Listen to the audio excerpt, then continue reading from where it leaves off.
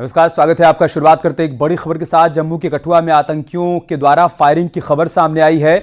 बताया जा रहा है कि आतंकियों ने कई राउंड गोलियां चलाई हैं, जिसमें एक आदमी बुरी तरीके से घायल हो गया है। 3 दिनों के अंदर जम्मू कश्मीर में यह दूसरा आतंकी हमला है। 2 दिन पहले आतंकियों ने रियासी जिले में श्रद्धालुओं से भरी एक बस पर हमला किया था और उस वक्त हमले में 10 लोगों की मौत हो गई थी। अब यह खबर सामने आ रही है कि एक बार फिर से आतंकियों ने गोलीबारी की है। कई राउंड गोलियां चलाई गई हैं आतंकियों की तरफ से और इस फायरिंग में बताया जा रहा है कि एक आदमी बुरी तरीके से घायल हो गया है। 3 दिनों के भीतर जम्मू कश्मीर में ये दूसरा आतंकी हमला है। बड़ी खबर जम्मू कश्मीर से, जहां पर कठुआ इलाके में आतंकियों द्वारा फायरिंग की गई है और बताया जा रहा है कि आतंकियों ने यहां पर 1-2 राउंड नहीं बल्कि कई राउंड गोलियां चलाई हैं, जिसमें एक आदमी बुरी तरीके से घायल हुआ है। उसको अस्पताल में भर्ती करवाया गया है। 3 दिन के भीतर जम्मू कश्मीर में आतंकियों द्वारा ये दूसरा बड़ा हमला किया गया है। 2 दिन पहले ही आतंकियों ने रियासी जिले में श्रद्धालुओं से भरी एक बस पर हमला किया था और उसमें 10 लोगों की जान चली गई।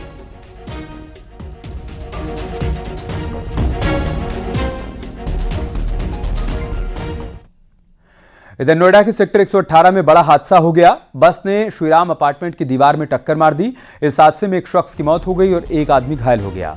हादसे के बाद बस ड्राइवर मौके से फरार हो गया है। पुलिस अब उसकी तलाश कर रही है।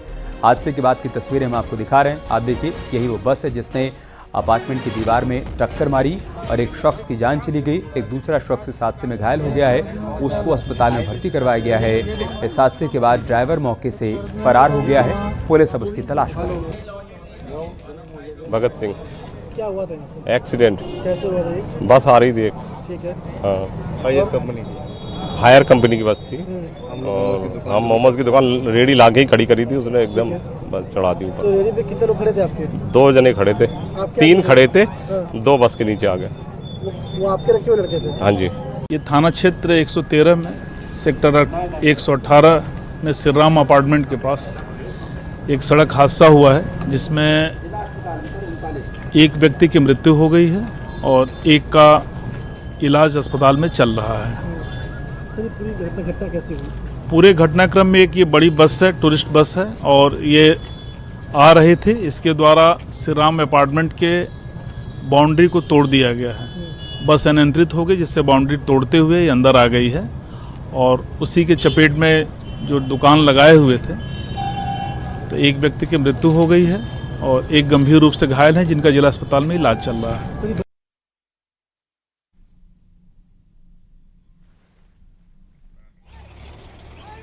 ये तस्वीरें हम आपको दिखा रहे हैं। क्रेन के जरिए इस बस को बाहर निकाला जा रहा है। जिस दीवार को तोड़ते हुए बस अपार्टमेंट के भीतर दाखिल हुई थी, आप देखिए अब उधर से इस बस को बाहर निकाला जा रहा है। एक निजी कंपनी की बस जिसने एक शख्स की जान ले ली है। मौके पर मौजूद लोगों का कहना है कि कोई कुछ समझ पाता उससे पहले बस ने 2 लोगों को कुचल दिया। एक की मौके पर मौत हो गई, एक घायल को अस्पताल में भर्ती कराया गया है, उसका इलाज चल रहा है। पुलिस टीम मौके पर मौजूद है। बस ड्राइवर की तलाश की जा रही है, जो कि इस हादसे के बाद मौके से फरार हो गया।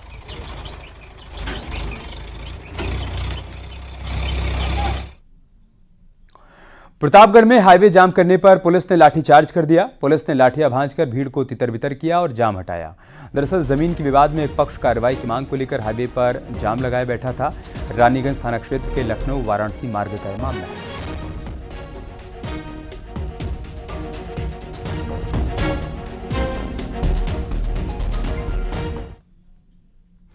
उन्नाव में रेलवे की जमीन पर बने अवैध घरों पर बुलडोजर एक्शन देखने को मिला। अवैध घरों को ध्वस्त कर रेलवे की जमीन को खाली कराया गया। दरअसल अमृत भारत रेलवे स्टेशन योजना के तहत कानपुर पुलवाया किनारा स्टेशन का सौंदर्यीकरण किया जा रहा है। उन्नाव में कानपुर पुल वाया किनारा स्टेशन के पास बने अवैध घरों पर बुलडोजर से एक्शन देखने को मिला। इसकी तस्वीरें हम आपके साथ साझा कर रहे हैं।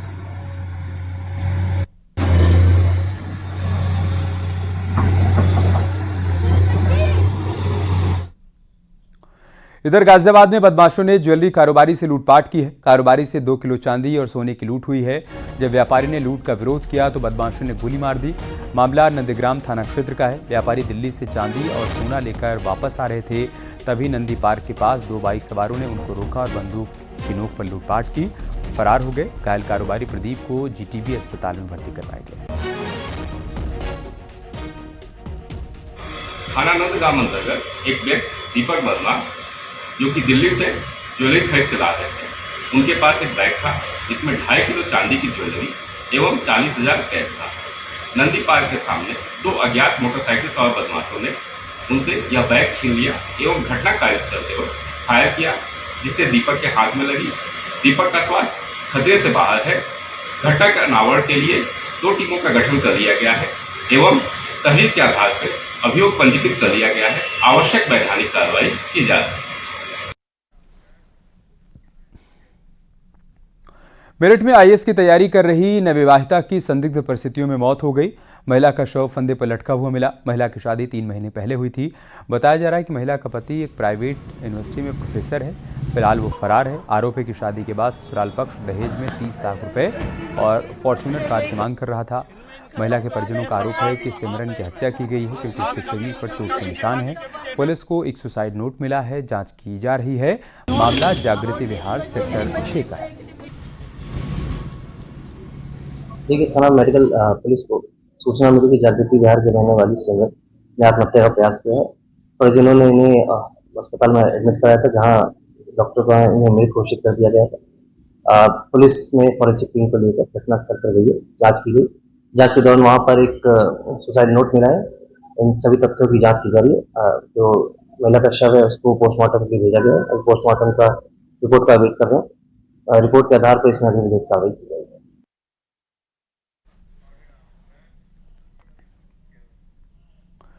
बरेली में पुलिस वालों को धमकी देते हुए एक शख्स का वीडियो सोशल मीडिया पर वायरल हो रहा है। किसी बात को लेकर पुलिस पीसीआर पर तैनात सिपाहियों से बदसलूकी करते हुए दिखाई दे रहा है।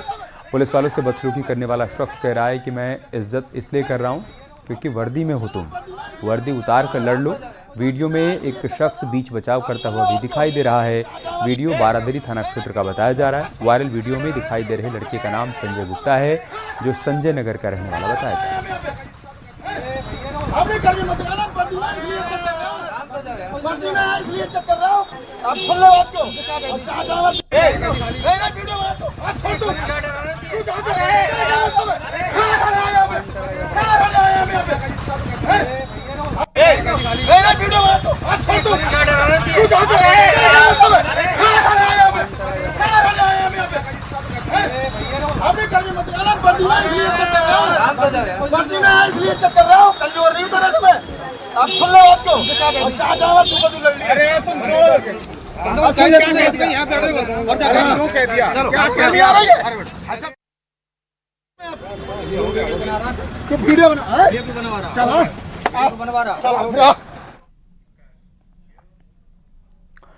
ट्रेनों की स्पीड बढ़ाने के लिए पूर्वोत्तर रेलवे अब ऑटोमेटिक सिग्नल पर विशेष फोकस कर रहा है और इसी कड़ी में सहजनवा से मैगहर के बीच और गोरखपुर कैंट से चौरी चौरा के बीच ऑटोमेटिक सिग्नल का काम पूरा हो चुका है। आने वाले समय में लखनऊ से लेकर गोरखपुर और छपरा तक इसका काम पूरा हो जाएगा। ऑटोमेटिक सिग्नल से एक ब्लॉक में एक साथ कई ट्रेनों का संचालन हो पाएगा। ट्रेनों की स्पीड भी बढ़ेगी और साथ ही नई ट्रेनों के संचालन के लिए पटरियां भी उपलब्ध हो पाएंगी।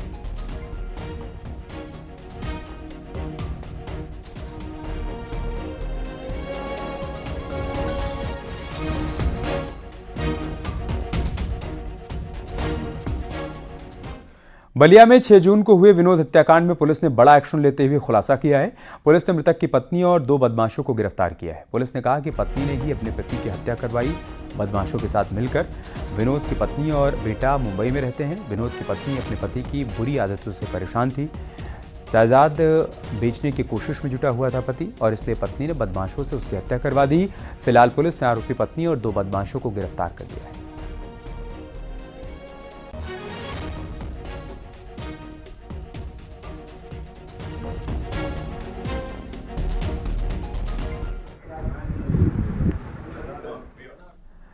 हरदोई के रहुला गांव से बच्चे के अपहरण का आरोपियों बताया जा रहा है कि जिस बच्चे का अपहरण किया गया था, पुलिस ने उस अपहरण कांड को अंजाम देने वाले आरोपियों को गिरफ्तार कर लिया है। अपहरण में इस्तेमाल की गई कार भी पुलिस ने बरामद कर ली है। पुलिस का कहना है कि शमशुद्दीन का विवाद हाशिम के परिजनों से चल रहा था और हाशिम शमशुद्दीन की बेटी से निकाह करना चाहता था, लेकिन बात नहीं बन पा रही थी और इसी वजह से घटना को अंजाम दिया गया।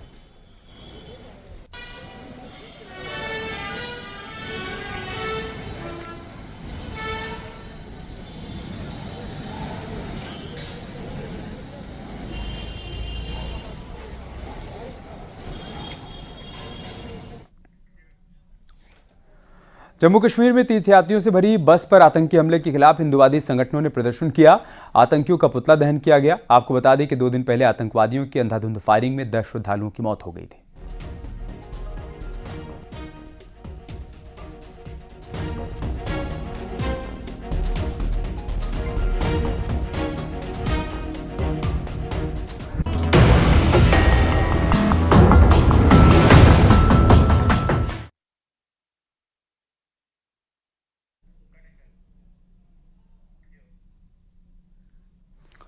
नीट यूजी रिजल्ट जारी होने के बाद से ही छात्रों का गुस्सा एनटीए पर फूट पड़ा है। छात्रों का मानना है कि इस बार परीक्षा में कोई गड़बड़ी हुई है और इस बीच आज पेपर लीक के आरोपों से जुड़ी याचिका पर सुनवाई करते हुए सुप्रीम कोर्ट की तरफ से बड़ा फैसला आया है।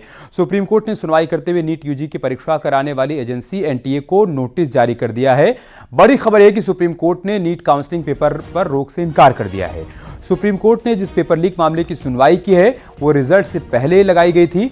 इस मामले में अब अगली सुनवाई 8 जुलाई को होगी। सुप्रीम कोर्ट ने पहले से लंबित सभी याचिकाओं को एक साथ टैग किया है। कोर्ट ने कहा है कि नीट परीक्षा की पवित्रता प्रभावित हुई है, इस पर एनटीए को जवाब देना होगा।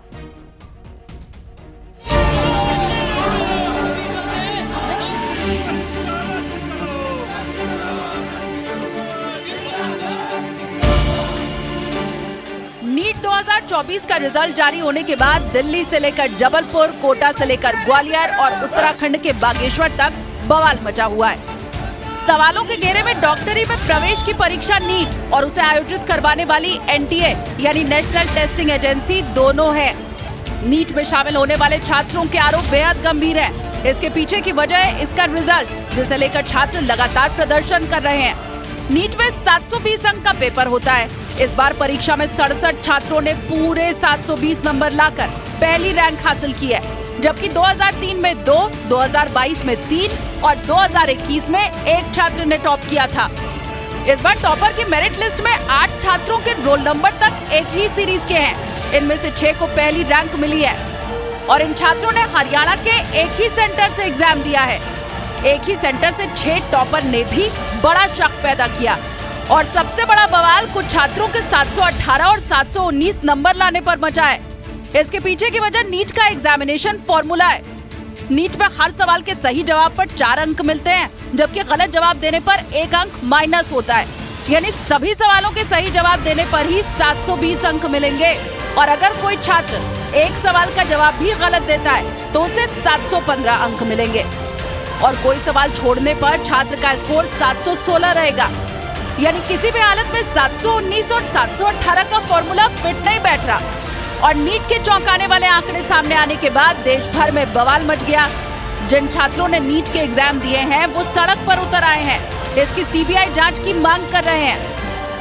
जब नीट में ऐसी धांधली हो सकती है, ओएमआर सीट के माध्यम से पेपर लीक हो सकते हैं, एग्जाम सेंटर में चीटिंग हो सकती है, तो नेट के एग्जाम में क्यों नहीं होगी? एज अ नेट एस्पिरेंट मुझे भी यह डर लग रहा है कि जब नीट में हो रहा है तो नेट में क्यों नहीं होगा। लेकिन उसकी अच्छे से पार्शियलिटी कर रहे हैं, उसमें किसी को ज़्यादा किसी को कम ग्रेस देकर टॉपर लाना, तो फिर हम कैसे अपना फ्यूचर देखें और कैसे एग्जाम देने का सोचें। देश भर में बवाल मचने के बाद नीट एग्जाम आयोजित करने वाली एजेंसी एनटीए यानी नेशनल टेस्टिंग एजेंसी ने सफाई भी दी। इशू जो है केवल 1600 लोगों का है। ये 23 लाख जो बच्चे अपीयर हुए थे, 24 लाख में से 23 लाख बच्चे जो कुछ अपीयर हुए थे, इसमें से केवल 1600 बच्चों का इशू है। 4750 सेंटर के बजाय ये 6 सेंटर का इशू है। तो हम इसको एग्जामिन कर रहे हैं और इसको हमारी कमेटी एग्जामिन करेगी और उसके ऊपर जो रिकमेंडेशंस आएंगी उसके ऊपर फिर हम निर्णय लेंगे। नीट 2024 के नतीजों पर विवाद ने मेडिकल एजुकेशन के भविष्य पर नई बहस शुरू कर दी है।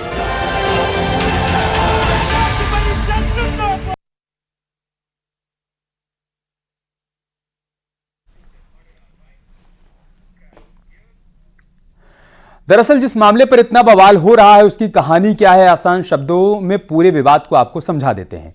एनटीए यानी कि नेशनल टेस्टिंग एजेंसी नाम की संस्था हर साल नीट का एग्जाम करवाती है, उसका जिम्मा संभालती है। ये नीट एग्जाम देश भर की मेडिकल यूनिवर्सिटी और कॉलेजेस में एडमिशन के लिए ही करवाए जाते हैं और अनिवार्य टेस्ट होता है, यानी इसे पास करके मेडिकल की पढ़ाई का पहला पड़ाव भी शुरू हो जाता है। लेकिन इस बार 67 परीक्षार्थियों की नंबर 1 रैंक आने पर सवाल उठ रहे हैं। नीट यूजी का कुल पूर्णांक 720 अंकों का होता है, जिसमें कई छात्र 718 और 719 नंबर लेकर आए हैं, जो कि टेक्निकली सही नहीं है। एनटीए के मुताबिक नंबर बढ़ने की वजह ग्रेस मार्क बताई जा रही है, जबकि प्रतियोगी छात्रों का दावा है कि परीक्षा में गड़बड़ी हुई है और इसी आरोप पर देश भर में प्रदर्शन भी हो रहे हैं। फिजिक्स वाला कोचिंग संस्थान के फाउंडर अलक पांडे ने सुप्रीम कोर्ट में याचिका को लेकर क्या कहा है, वो भी आपको सुनाते हैं। नीट की परीक्षा को लेकर देश भर में बवाल मचा हुआ है, लेकिन फिजिक्स वाला के सीईओ अलक पांडे इस मामले में सबसे आगे आए हैं और उनकी तरफ से याचिका दाखिल की गई है। फिलहाल सुप्रीम कोर्ट में आज सुनवाई हुई। सुप्रीम कोर्ट ने दो अहम बातें कही। पहला कि जो परीक्षा हुई है वो परीक्षा की पवित्रता को प्रभावित करते हुए पाई गई है और एनटीए इसका जवाबदेही है और एनटीए से जवाब मांगा है। हम इन्हीं से बात कर लेते हैं। अलग जी, सबसे बड़ी बात कि आखिर क्या जरूरत हुई कि आप सुप्रीम कोर्ट आ गए और आपने सुप्रीम कोर्ट में याचिका दाखिल कर दी? बच्चों की जरूरत थी कि बहुत अच्छे नंबर में बहुत पीछे की रैंक बन रही थी। रैंक बहुत ज़्यादा इन्फ्लेट हो गई। मतलब एक अच्छा स्कोर जो 620-640 का होता था उस पर सरकारी मेडिकल कॉलेज मिल जाता था। इस साल नहीं मिल रहा है सरकारी मेडिकल कॉलेज और रैंक बहुत ऊपर चली गई है। 640 नंबर पे पिछले वर्ष 10,000 रैंक थी, इस बार 640 पे 40,000 रैंक है। इतनी रैंक नहीं बढ़ती है क्योंकि इसके पिछले वर्ष पे 640 पे पहले 6,000 रैंक हुआ करती थी, फिर 7,000 रैंक हुआ करती थी, फिर 10,000, यहाँ तक तो ठीक था। 10,000 से 40,000 मुमकिन नहीं है। एनटीए कह रहा है कि हम तो इन्वेस्टिगेशन कर रहे हैं, फिर सुप्रीम कोर्ट जाने की क्या जरूरत है? एनटीए बहुत कुछ कहता है, मुकर जाता है, सब उनको भरोसा नहीं है। 5 मई को शाम को एनटीए बोलता है कि सवाई माधोपुर राजस्थान के सेंटर को छोड़ के बाकी किसी भी सेंटर पर समय का नुकसान नहीं हुआ है, शांतिपूर्वक एग्जाम हुआ है। दरअसल नीट परीक्षा कोई पहली बार नहीं हो रही है और ना ही परीक्षा में धांधली के आरोप पहली बार लगे हैं, लेकिन इस बार कई ऐसी वजहें हैं, कई ऐसे लॉजिक हैं जिनसे कि सवाल खड़े हो रहे हैं। पहला सवाल यह है कि इतना हाई कट ऑफ कैसे हो गया। वजह यह है कि 2022-23 में कट ऑफ 147 था और इस बार सबसे हाईएस्ट कट ऑफ कैसे पहुंच गया। दूसरा सवाल है कई छात्रों को 719 और 718 नंबर कैसे मिल गए, क्योंकि नीट परीक्षा का कुल 720 अंकों की इस बार परीक्षा हुई थी और एक भी सवाल छूटा तो 716 अंक मिलते हैं, यानी कि एक सवाल छोड़ने के 4 अंक कट जाते हैं। अगर एक सवाल गलत हुआ तो 715 अंक मिलते हैं, यानी 5 अंक गलत जवाब के कट जाते हैं। अब अगर एक भी छूटा या गलत हुआ तो छात्रों के नंबर 716 या फिर 715 होते, फिर 718 और 719 नंबर कैसे मिले, जिसका कोई लॉजिक नहीं है। तीसरा सबसे अहम सवाल है कि 6 टॉपर एक ही सेंटर से कैसे निकले, क्योंकि उन सभी 6 टॉपर का रोल नंबर सीरीज एक ही है। क्या परीक्षा केंद्र पर कोई गड़बड़ी की गई? इसके अलावा भी तमाम सवाल हैं जिन्हें परीक्षार्थी उठा रहे हैं। नीट यूजी की परीक्षा में गड़बड़ी के आरोपों पर प्रदर्शन की आग पूरे देश में फैल रही है। सवाल एनटीए यानी कि उस संस्था पर भी उठ रहे हैं जो कि परीक्षा करवाती है। छात्रों के मुताबिक ऐसा पहली बार हुआ है जब 67 परीक्षार्थियों के पूरे अंक आए हों। एक ही सेंटर से कई टॉपर का निकलना परीक्षा को शक के घेरे में खड़ा करता है। इन्हीं आरोपों पर कल राजस्थान में कई जगहों पर छात्रों का संग्राम हुआ। अलग अलग शहरों में छात्र सड़क पर उतर आए।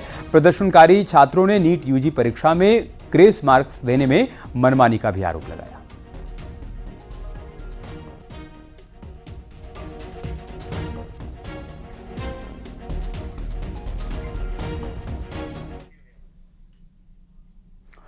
अब सवाल उठता है कि एनटीए छात्रों का भरोसा जीतने और परीक्षा पारदर्शिता को साबित करने के लिए क्या कर रहा है, क्योंकि छात्र एक स्वायत्त कमेटी से पूरे मामले की जांच की मांग कर रहे हैं। छात्रों के जो आरोप हैं वो वाकई काफी गंभीर है। छात्रों का कहना है कि ग्रेस मार्क देने में मनमानी की गई, यानी कोई नियम फॉलो नहीं किया गया। कई परीक्षार्थियों के नंबर कम हैं, एक साथ 67 टॉपर हो गए और ये कैसे संभव हुआ? एक सेंटर से 6 टॉपर कैसे निकले? क्या ये भी कोई इत्तेफाक हो सकता है? कुछ छात्रों को 718 और 719 नंबर मिले जो कैलकुलेशन कॉम्बिनेशन में मिसफिट बैठते हैं। वहीं कुछ छात्रों के ओएमआर शीट फाड़ने के भी आरोप लगे हैं। कई छात्रों का तो रिजल्ट ऑनलाइन शो तक नहीं हुआ, ऐसे कई गंभीर आरोप लगे। आखिर इतने स्तर पर खामियां और एनटीए की तरफ से सब कुछ ठीक है कहना छात्रों के गले नहीं उतर रहा। यही वजह है कि छात्र लगातार प्रदर्शन कर रहे हैं, जबकि सुप्रीम कोर्ट ने भी काउंसलिंग पर रोक नहीं लगाई है। क्वेश्चन है उन लोगों के लिए कि अभी तक जो मेरे सपोर्ट में थे, सिर्फ एक कमेंट की वजह से कि 8 की जगह 3 डाल के देखो, जिसका एडमिट कार्ड मेरे पास है, सीसीटीवी फुटेज उनके पास है कि वो सीसीटीवी फुटेज में मैं वहाँ पे पेपर दे रही हूँ, मेरा ओएमआर नहीं है, मेरे ओएमआर मुझे मेरे मेल पर आया है। अब सब कुछ फेक हो गया। ओएमआर वो जाने वो कहाँ से लेकर आए, मेरे ओएमआर यही बता रहे हैं। मुझे इससे कोई मतलब नहीं है, मुझे सिर्फ मेरा OMR चेक चाहिए, चाहे वो असली हो चाहे वो नकली हो। जब बाकी सारे कैंडिडेट के रिजल्ट गलत हो सकते हैं और उनकी फेक आईडी पे मेल आ सकते हैं तो मेरे क्यों नहीं आ सकते? क्या मेरा हक नहीं है? अगर मेरा रिजल्ट दूसरे नंबर से जनरेट हो रहा है तो वो NTA वालों की गलती